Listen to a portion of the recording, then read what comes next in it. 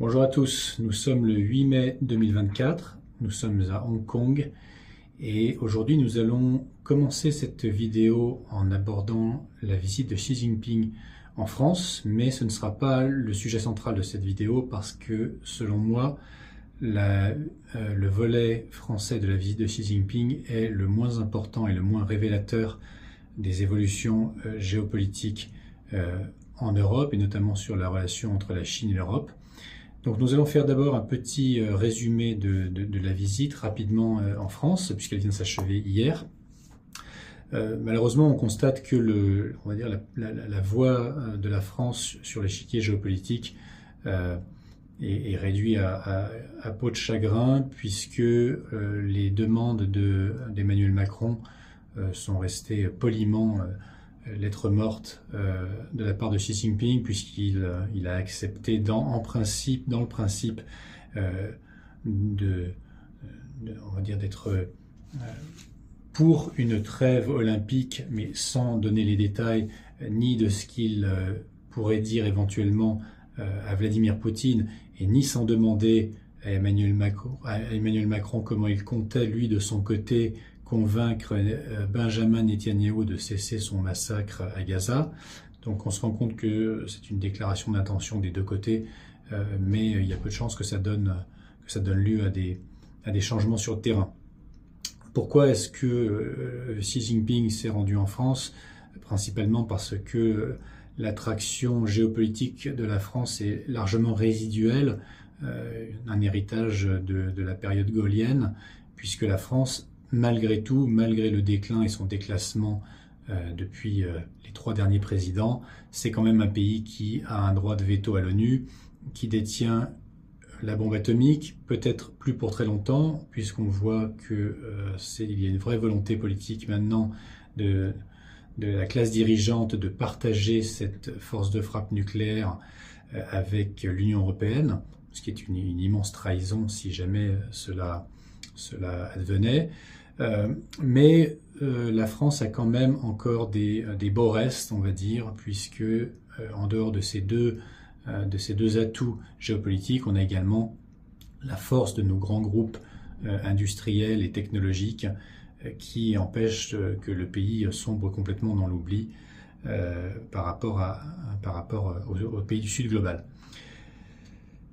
Le moment fort de la visite de Xi Jinping à Paris a été sa participation à la réunion du Conseil des entreprises Chine-France, à la suite duquel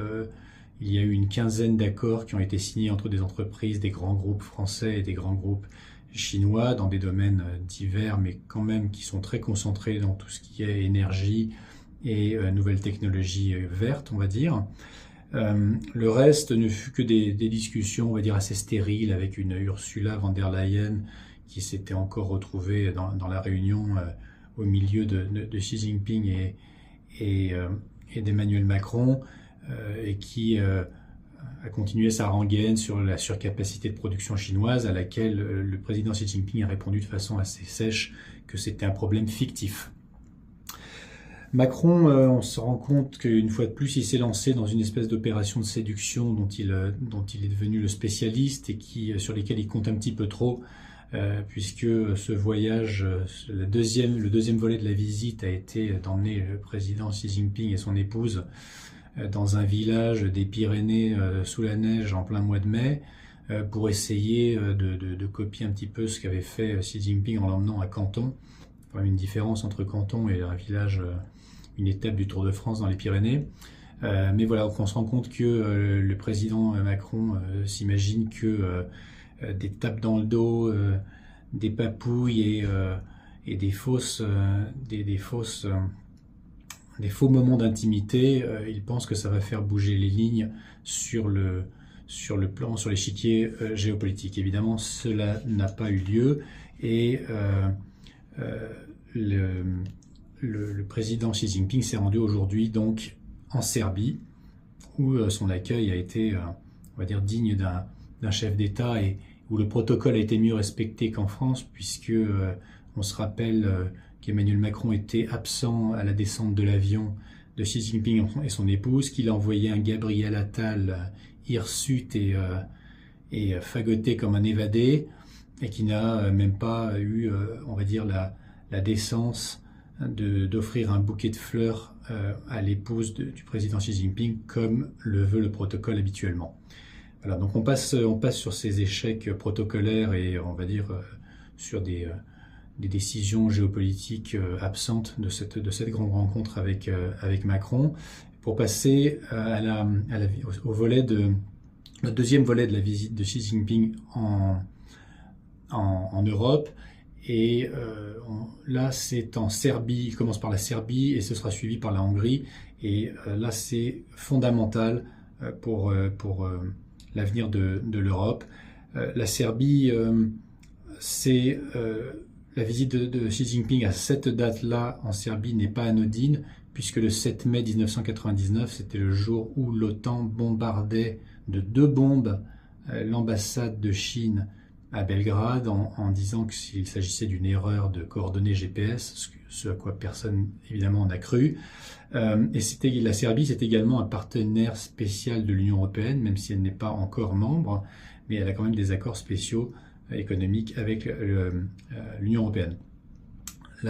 L'étape suivante sera la Hongrie avec Orban. C'est un pays avec lequel la Chine a des relations économiques très étroites, notamment pour ces grands groupes comme les sociétés BYD, les voitures électriques, la société CATL, fabricant de batteries pour véhicules électriques, et qui étaient 2 sociétés qui, à l'origine, devaient avoir des usines en France et qui, suite aux barrières administratives et aux menaces de notre génial ministre de l'économie Bruno Le Maire, ont décidé de délocaliser des usines d'autobus électriques et de voitures électriques vers la Hongrie. La Hongrie, c'est un membre de l'OTAN, c'est un membre de l'Union européenne, mais avec une vraie politique souveraine, puisque la Hongrie n'accepte pas tous les diktats de l'euro sur les questions migratoires, sur les questions de défense et des choses comme ça. Ces 2 pays, avec la Slovaquie, sont, on va dire, les pays... Alors la Slovaquie du président Figo, qui est on va dire un Orban slovaque. Ces 3 pays sont les pays qui soutiennent la Chine dans son effort de promotion de la multipolarité dans le monde. À l'opposé, des pays comme la Pologne, les Kanish baltes, la Roumanie sont des pays qui ont fait des pieds et des mains pour rentrer le plus rapidement possible dans l'OTAN et faire un bras d'honneur à l'Union européenne, notamment à la politique agricole et à la politique de défense, en achetant systématiquement du matériel militaire américain, en demandant, dans le cas de la Pologne, à héberger l'arme nucléaire américaine sur son territoire. Ce sont donc des pays qui sont russophobes, naturellement, c'est ce qui explique leur entrée dans l'OTAN aussi rapide, mais c'est également des pays qui sont très volontiers sinophobes si l'hégémon anglo-américain le leur demande. Enfin, il y a d'autres pays en Europe de l'Est, comme la Bulgarie, la Croatie, la Slovénie, la Moldavie, qui, on ne sait pas encore de quel côté ils basculeront. Ils pourraient basculer soit du côté de la multipolarité, soit du côté de l'OTAN et de la continuité d'un monde unipolaire.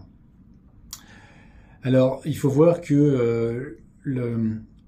il existe en Europe de l'Ouest une vraie volonté croissante d'un certain nombre de citoyens de s'expatrier, puisque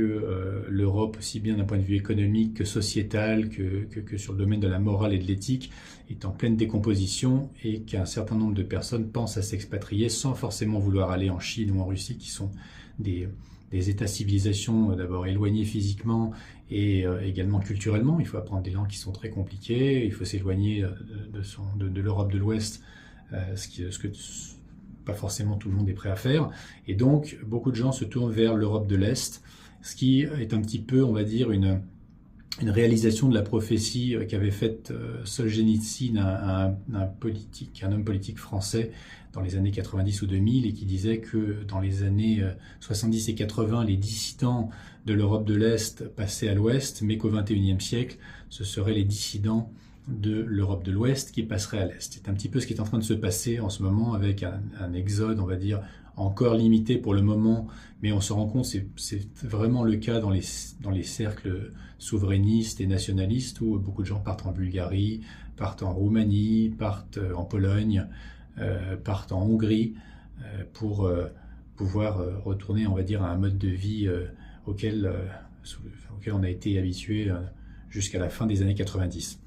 Alors, d'un point de vue géopolitique, là, je parlais d'un aspect humain, l'aspect humain des gens qui partent vers l'Europe de l'Est, mais d'un point de vue géopolitique, ce qui se passe est fondamental parce que on est en train de voir l'établissement en fait d'une barrière physique entre l'Europe de l'Ouest et son partenaire économique et culturel naturel qu'est la Russie, pour lequel les États-Unis, enfin, l'hégémon anglo-américain fait des pieds et des mains depuis 1945 pour nous séparer, pour qu'il n'y ait jamais de relation étroite entre la Russie et l'Europe de l'Ouest. Et là, ce qui est en train de se passer, c'est qu'avec ces États comme la Pologne, les États baltes, la Roumanie, la Moldavie jusqu'à un certain point, il y a l'établissement en fait d'une barrière physiquement infranchissable pour l'Europe de l'Ouest de se rapprocher maintenant de la Russie. Et on se rappelle de l'épisode de Nord Stream, dans le cas où un pays européen chercherait à passer outre le diktat américain. Les États-Unis n'hésitent pas à détruire une infrastructure publique pour rappeler à l'Union européenne qu'elle fait partie de son aire d'influence. Là, ce qui se passe donc avec la partition, on va dire, de l'Europe de l'Ouest et de l'Europe de l'Est, avec une vraie mainmise de l'hégémon sur l'Europe de l'Est, c'est un petit peu la réalisation de la prophétie de ce géopolitologue anglo-américain. Excusez-moi, je ne me rappelle plus s'il était anglais ou américain, mais en 1909, il avait prophétisé le fait que qui régnait sur l'Europe de l'Est dirigeait l'île monde, le Heartland, donc étant cette zone à l'intérieur, enfin la zone de l'Eurasie, on va dire, qui règne sur le Heartland dirige l'île monde étant ce grand ensemble qui regroupe l'Europe de l'Ouest, l'Eurasie, le sous-continent indien et l'Asie, on va dire l'Asie orientale. Et finalement, qui règne sur l'île monde règne sur le monde. C'est en fait ce qu'est en train d'essayer de faire l'hégémon anglo-américain, c'est de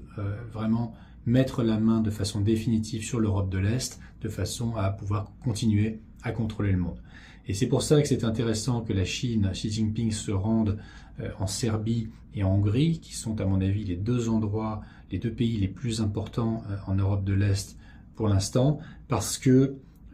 ce renforcement des relations entre la Chine, la Serbie et la Hongrie et certains autres pays, on peut imaginer la Slovaquie bientôt qui suivra et peut-être d'autres pays comme la Croatie, c'est vraiment une volonté chinoise de contrecarrer le plan de l'hégémon anglo-américain qui vise à mettre la main sur cette région pour contrôler le monde. Et en fait, c'est une façon de redonner à l'Europe de l'Ouest et à l'Europe dans son ensemble une dernière chance en fait de récupérer sa souveraineté pour qu'elle redevienne et pour qu'elle reste un des piliers d'un monde multipolaire. Voilà, donc c'est ce que je voulais vous dire aujourd'hui. La visite de Xi Jinping en France, malheureusement, n'a été positive que sur un plan économique. Et là, on remercie nos grands groupes industriels de continuer à porter l'étendard si haut.